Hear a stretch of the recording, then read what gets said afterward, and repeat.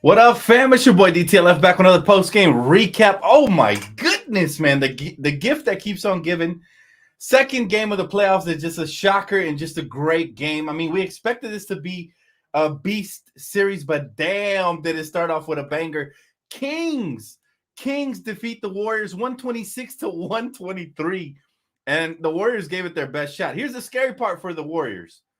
The Kings didn't play to the best of their ability, and they still won, man. That Kentucky backcourt of De'Aaron Fox combined, listen to this, for 70 points, 38 points, 5 assists, 1 rebound for De'Aaron Fox, and my boy Malik Monk, who I've always loved, man, since Kentucky days. 32 points, 4 rebounds, 2 assists off the bench. Oh, my goodness.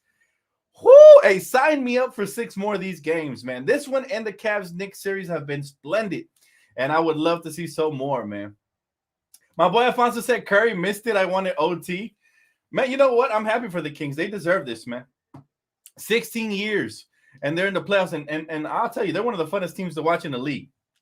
That Kentucky backcourt is fearless. They're used to this type of loud environment. They're used to the pressure. They played for Kentucky together. Now you see why your boy Malik Monk went to the Kings. If he didn't stay with the best franchise, the Lakers, his second best option was to team up with De'Aaron Fox. I miss this kid, man. I wish we still have Malik Monk. The kid is just elite. This is their first playoff game ever. I'm talking De'Aaron Fox and Malik Monk, and you see what a beast both of them are, man. So it's a new era, guys. It's the dawn of a new era, man. The Kings are here, all right? Sabonis didn't necessarily have a good game. That's the scary part for the Warriors. He's going to get better. He's going to settle in. He only had 12 points. He did, however, have 16 rebounds, but he was kind of butterfingers today. Trey Lyles stepped up big time for the Sacramento Kings and had a massive game, just a monster game. But, I mean, these two guys right here behind me, man, these guys were elite today. They kept making spectacular play after spectacular play. They killed in the fourth quarter. My man says a boner went missing. Yes, sir. I guess he didn't have a boner today because, he definitely went missing. And the thing about him is that he's much better than what he showed today, but he'll settle in. He will for sure settle in. But today, you got to light the beam, fam. You got to give props to this. I love an underdog story. And even though they're the 3 seed, they are underdogs because you saw the Warriors are no joke, man. The Splash Bros showed up and the Kings still went off. So think about that. That's what makes this series so fun to watch is that the Splash Brothers just gave everything they had, man. And the Kings, fun, young, up-and-coming team, still found a way to win. Right? Klay Thompson was splashing at the end. Steph Curry hit a corner clutch shot. Just all around, just a great game, guys. This is what you want to see from the playoffs. 2 teams just going at it, very evenly matched. I'm telling you guys, the West Coast is the best coast. We're in for some amazing games tomorrow. 3 Western Conference teams play tomorrow and 1 Eastern Conference team. We need more of that. Phantom Dancer said, messed up letting Monk go. Shake my head. I wish we would have kept him, man. I told you guys, to me, he was one of the priorities. I was hoping that Lonnie Walker could step in, but he hasn't been utilized properly either. But yeah, listen, this Sacramento King team is very fun to watch. And you might be looking at a sneak peek of who we're facing next round. Remember, in the bracket, we're going to get the winner of whether it's the Warriors or the Kings, but this is still a long series. Don't get it twisted. Hey, congratulations, Jesus. I know you would show up, bro. I knew you would show up, man. I'm very happy for you and your fans. You guys deserve it. It's always fun to watch an underdog story. Same thing for the Knicks, man. Very happy for them. They pulled up on the road. They got the victory. 2 great games, bro. This is what the playoffs is all about. And yes, we're diehard Laker fans, but we can enjoy some good basketball, can't we? Laker Nation is excited for the Kings, man. Up until we face them, that is. He said, bro, that game was fire. I know, Shumedic. Alfonso said, nervous for tomorrow, low-key. I feel good for tomorrow. Listen, we got 4 days off, stress-free basketball we got to watch and just enjoy some good, solid basketball without, having anything, we didn't have anything to root for like that. So it felt good, man. But but yeah, back to business tomorrow, man. I'm also very nervous. I'm not going to lie. Very nervous. We got a lot of things to talk about tomorrow during pregame. I got you guys. But yeah, them Kings fans, man. I love a loyal fan base. I'll tell you this. Even though we had a little early rivalry in the 2000s, we faced off a couple of times. Of course, we smacked them every time. I love a good fan base that's like that passionate. All right. In contrast, if you look at the Miami Heat fans, they didn't even show up, man. They didn't even show up for their team. They're bandwagon fans. They're only there when they got super teams. But this Kings, this King fan base been there for their squad, man. Thanks for super chat, Phantom Dancer. The beam, that was sick, bro. What a great game. I gotta say, that was the game of the night. I didn't think the Knicks Cavs would be topped, but this definitely did it, man. It went down to the wire. Listen, Curry, when he shot that runner from the 3-point line off of one leg, he's crazy enough he could hit those shots. I really thought that was gonna go in. So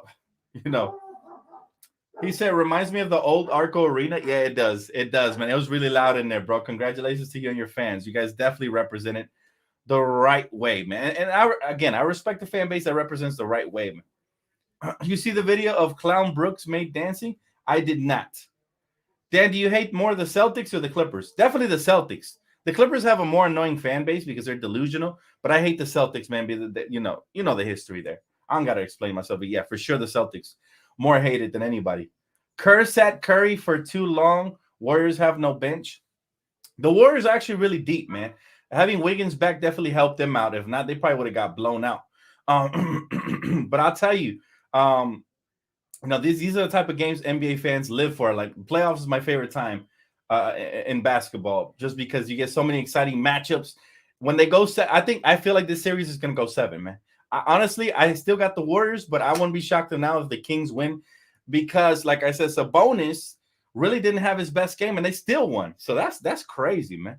I got you, Loki. I'm in clutch. Raquel said green screen is much better today, Dan. Yes. You know what? I used the program without the green screen, and it looked crappy. I looked back at it, and I said, you know what? I got to make the investment, man. It really cost me about $70, but it's worth it because it gives a different look to the channel, fresh perspective, and hopefully more subscriptions and more likes. So hit them thumbs up buttons, guys. We're trying to grow for sure, especially during the playoffs, man. Exciting time to be a fan, and you guys know where we can talk basketball always. He said, proud of Fox for really making his way after the injury history. This dude, listen, when, we had a little debate about Lonzo Ball versus De'Aaron Fox. There was a lot of people, because remember, Fox cooked Lonzo Ball in college. There was a lot of people that wanted Fox over Lonzo. And so far, Fox has had a much better career than Lonzo, but mostly due to the injury. So, prayers up for Lonzo. Wish him the best. But De'Aaron Fox, again, Kentucky products are amazing. Like I told you guys, man, even before we acquired Malik Monk last year, Kentucky products tend to pan out 9 times out of 10. And Malik Monk, to me, as elite as De'Aaron Fox was, Malik Monk was even more efficient. Go look at the numbers. Go look at the field goal percentage. Malik Monk came in like a spark plug off the bench. That's exactly what he is. He could also start for you. And those two were just taking turns, man. They turned the Splash Bros into the Splash Hoes. And that's exactly what you want to see from a young up-and-coming team. You want to see fearlessness. You want to see them take it right to those Warriors and let them know, hey, your time has come and passed. It is my time now. And that's what I think happened tonight. But it's still early. Remember, the Warriors have been here before. You might have them up against the ropes, but they're going to bounce back. You cannot count your blessings, man. You know what I'm saying? So it's one of those things where you just have to kind of take it one game at a time. But this is huge for the Kings. Remember, the Warriors had a horrible record on the road. I think they had a losing record on the road. So it's going to be really hard for them to win game 2 now. And if the Kings go up 2-0, they're going to feel really confident about trying to steal a game over there in Golden State. And if that happens, the Warriors are really in trouble. But again, you can never count the Warriors out. Shout out to the Splash Bros. They made it really fun, man. They went at it. It was the battle of the backcourts, really. And shout out to Trey Lyles. He was huge. He had some timely three-pointers in that third quarter, and they played some exceptional defense when it mattered the most. Honestly, the Kings looked like the veteran team tonight. They were very under control. Even when they went down 10, he just kept chipping away at it, kept chipping away. And again, led by that Kentucky backcourt that I love so much. Oh, my goodness, so exciting. Trey Lyles was money from 3. Bro, literally, Trey Lyles is his name. He better be money from 3. But, yeah, absolutely, man. Thank you, Brian, for super chat. Trey Lyles has always been underrated since he was with Utah. I'm surprised he's kind of like bounced around a little bit, right? So bottom line is this, man. This was a fun ass game, and we have no horses in the race. I'm just sitting back watching and enjoying this good, solid basketball. He said, Warriors fans becoming Kings fans.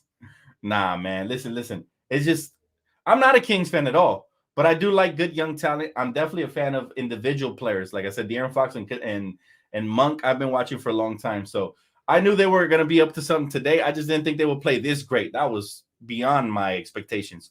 Now, I do like a good underdog story. Kings haven't been in the playoffs in 16 years. If they eliminate the Warriors, oh my goodness, they're gonna feel 10 times more dangerous. And they're young, so they got a bright ass future. Shout out to Mike Brown, great coach, by the way. But yeah, man, this is a good product they put out on the floor today. And again, it's fun to watch. I love it when games are like this, right? Because the first two games we saw today were both blowouts. None of those were fun, right? But as a basketball fan, you want them to go back and forth. We don't have a horse in a race, but I do like an underdog story. So I'm kind of rooting for the Kings a little bit, only until the series ends, of course. And then we'll go from there. But it's just, if they can finish the job's not finished.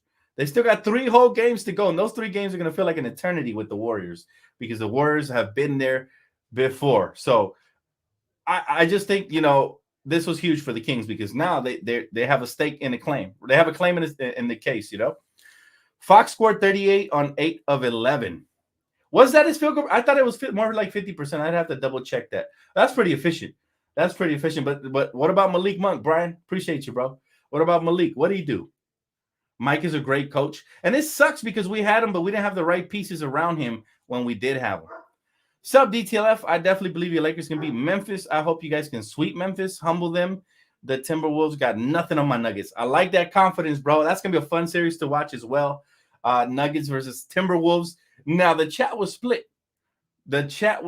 Man. I don't know who they're picking, but I'm still rolling with your Nuggets. All the way, I think Nuggets are Gucci up until the next round. I don't know what they're going to do next round, but still, it should be a fun series. But I think the best ones, obviously, Lakers versus Memphis is going to be fun. Denver Timberwolves should be competitive as well, but I don't know. I just don't know. I got to see the first game to see kind of make more of it, right? Let's see what happens. Let's see if Denver can take advantage of the dominating season they've had, right? As far as the Timberwolves barely squeezing by through the play-in. So let's see. Should be fun. He said, beautiful, bro. We want more series like that. Absolutely. Absolutely, we want more series like this. This is what basketball is all about. He said, man, the early games are always hard for us. I know. I am nervous about that tomorrow. We do tip off at 12 noon Pacific time, so I don't like that. But remember, Laker fans, our goal is to win one game at a time. And if we can start off 1-0, and then even if we lose the second game, we still won on the road and we protect our home court. But if we can go 2-0, oh my goodness, man. This might end sooner than we thought. Still, one game at a time. Don't want to look ahead. You got this, Nuggets fans? Absolutely, man. Hey, listen, it's going to be so far the playoffs starting off with a bang. Of course, the Atlanta versus Celtics, no surprises there. We knew Boston would most likely dominate that series, but Atlanta made it interesting in the end, but not interesting enough. And then Philly versus Brooklyn. We knew Philly would probably dominate that series as well. It would be nice to see if Brooklyn can win 1 or 2 games, but I'm not really looking forward to those series. The ones I'm looking forward to, obviously, was this one tonight, the Kings versus Warriors. I'm looking forward to the Suns Clippers just because I want to see the Suns dominate, see how good they are. It's a good measuring stick for them with Kevin Durant going up against Kawhi, so that should be interesting. And then, obviously, Lakers-Memphis is my number 1 series, of course, obviously. But let's see what happens with Minnesota and Denver. I still think Denver will win that series, but by how much? I think we'll determine a little bit more after game 1. Hopefully, it's a good series. I'm hoping for a good one. Austin Reeves needs to start. He does start. He has been starting for the last 10 games or so, bro. So we in there, man. He's starting. Finally, coach found out what was good for us. That Bay Area is going to be one hell of a bloodbath. My guy said throughout the week, he said that was wild. Hopefully, the beam gets lit all the way and the Kings win it. They deserve it. Facts. That's all I want, man. I want an underdog team to have a good story. Same thing for the Knicks. Rooting for the Knicks because I want them, to eliminate the Cavs, and that there's a stigma there that they should have traded for, Donovan Mitchell. However, one of my best friends, shout out to Lou, who lives in New York, and he's a diehard Knicks fan. He's actually happy they didn't make the trade because they wanted to keep the depth, similar to how the Lakers didn't trade for Kyrie and we kept the depth instead. So that might be, this will really solidify that. If the Knicks can beat the Cavs, it'll really solidify the fact that they didn't make that trade. There's a lot actually riding on that. So it's going to be fun. He said Fox is a superstar now. He's been clutch all year. You know what, man? I think he's borderlining on there. Let me ask the chat. All right, I know you're a diehard Kings fan, so I'm going to do this for you. Chat, do you guys think De'Aaron Fox has elevated his status to superstar? I think I need to see it for more than one season. If he can do this again next year and have a top 4 team in the West, then I'll agree with you. But I still need to see a little bit more. But I love him. I love what he's done so far. I love his confidence. I think he's borderlining on superstar. But remember, he has to do it efficiently for multiple years. I know he's had some injury history, and then he was coached by the terrible Luke Walton, which didn't, show out the best side in him. But I don't know. Let's see what the chat says. Chat agrees with you. Is Vladdy still the Kings GM? I don't think so. But I'm sure Jesus, my king, can confirm. I think they fired him like a couple years ago, didn't they? Not yet. Yeah, kind of. Facts. Not yet. Okay, so chat is still kind of split, but it doesn't matter, man. It doesn't matter. Bottom line is this. If he does this again next year, I will for sure give him the title of superstar because he's one of the most improved players. He definitely carried his team. He's been very impressive, especially in the fourth quarter. He's been killing. So shout out to De'Aaron Fox. But how about my boy Malik? I told you guys got a good one, man. It hurt me to see him go, but I'm glad he's in good hands right now, man. That Kentucky backcourt is going to be fun for years to come. Somebody said Fox is greater than Ja. Ooh, there. You know what? I don't know. I can't. I'm kind of split on that one. I'm leaning more towards Ja Morant, but I do like the De'Aaron Fox attitude a lot more than Ja. So I'll give you that. But you know what? Like I said, I just need to see more from Fox consistently. That's what I need to see. I'm not going to go ahead and be a prisoner of the moment and discredit Ja. Ja is elite, man. He's elite skill-wise, right? If he can just get his maturity together, he could be really scary. Yes, sir, Enrique. Everything for Laker family, man. Whatever. We improving this channel day by day, baby. He said, go watch Fox clutch buckets this year. I have. I've been paying attention to the Kings. I just need to see more of it. Like if he does this again next year and the year after that, superstar. You have no arguments for me. No arguments for me. And I'm not trying to hate. I don't like to throw around the word superstar very often. You know what I'm saying? I feel like, there as superstars in the league, there's about 10 or less max, right? There's not too many that I could say impact the game on both sides of the floor consistently enough and elevate their team to be top teams in the league consistently enough where I can throw the word super, right? Like I don't even consider Donovan Mitchell a superstar. I consider him a really good all-star, but you really earn that status in the postseason and how far you advance your team and stuff like that. You know what I'm saying? So as much as I love Fox, I just can't give him that title yet. I got to see more. Show me more. Now, don't get me wrong. If Fox somehow, and God forbid it, because you face my Lakers next, if assuming we get there. But if Fox somehow gets to the Western Conference or to the finals, you can have that title, right? I gave Luka Doncic that title when he got his team to the Western Conference Finals after eliminating the Suns. So for sure, but me personally, I just don't like to throw that word around. He said, yeah, Fox tends to play better in the fourth. That's where we might be better than Ja. We'll see. To be determined. TBD. Do you consider AD a superstar? When he's healthy, hell yes, because he impacts the game on both sides of the floor, and we don't win that championship in 2020 without AD. So hell yeah, I consider AD a superstar. Same for LeBron. At one point, remember, these were they were top 5 players in the league. And these are players that can impact the game on both ends. Now, LeBron, not so much on the defensive end anymore. He'll have little spurts and little glimpses of good defense here and there, but he's older.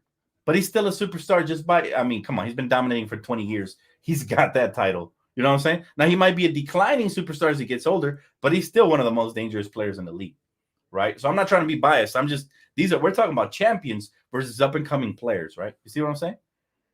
Some guy just said that the Grizzlies could beat the Lakers without Ja. Listen, we're about to find out, okay? Because if that's true, then they should beat us with Ja, right?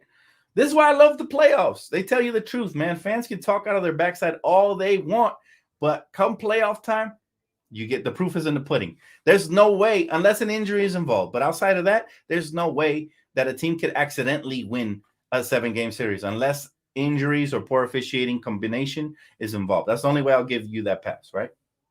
The only way. He said, I haven't seen Fox done it yet. Yeah, we need to see more from De'Aaron Fox before we stick that label on him, but he's a really good freaking player, man. Really good freaking player. That's all I can say about him.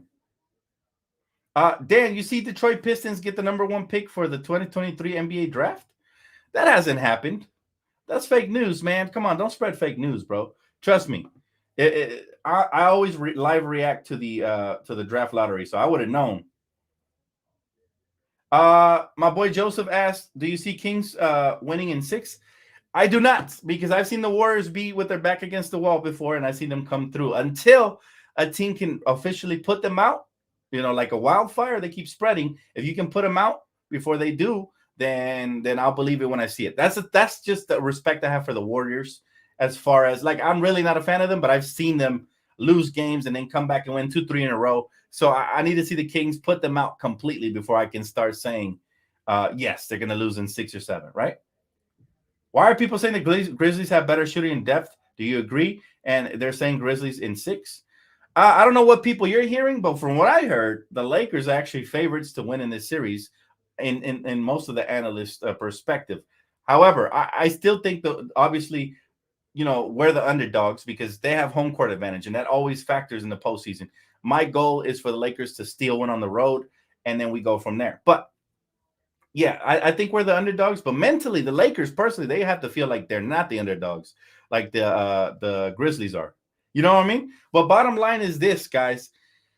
What a great, day one of the playoffs. What a great play-in tournament it has been. I cannot wait to continue to cover it. Like I said, after 20K, it's mainly Lakers, coverage and breakdown, but we're expanding even this summer. We're doing so much more basketball talk. We're doing, like I said, I got a special segment coming up during the summer and the off season, all kinds of stuff, man. So keep a lock right here. That's gonna wrap it up for me, guys. Actually, got to go run some errands, get prepared for tomorrow. Big day ahead. But I'll see you guys tomorrow for pregame. Enjoy the rest of your night, man. Shout out to the Kings and the Kings fans. Y'all deserve this one. So go celebrate with y'all family. Enjoy it. And I will see everybody here tomorrow for pregame around 11:30 to 12-ish. Depends on when the game. I think the game tips off officially at 12:30. If so, I'll be live at 12. If it tips off at 12 noon, then I'll be live 30 minutes before that. So appreciate y'all, man. DTLF signing off, man. I'll catch y'all on the next one. Peace.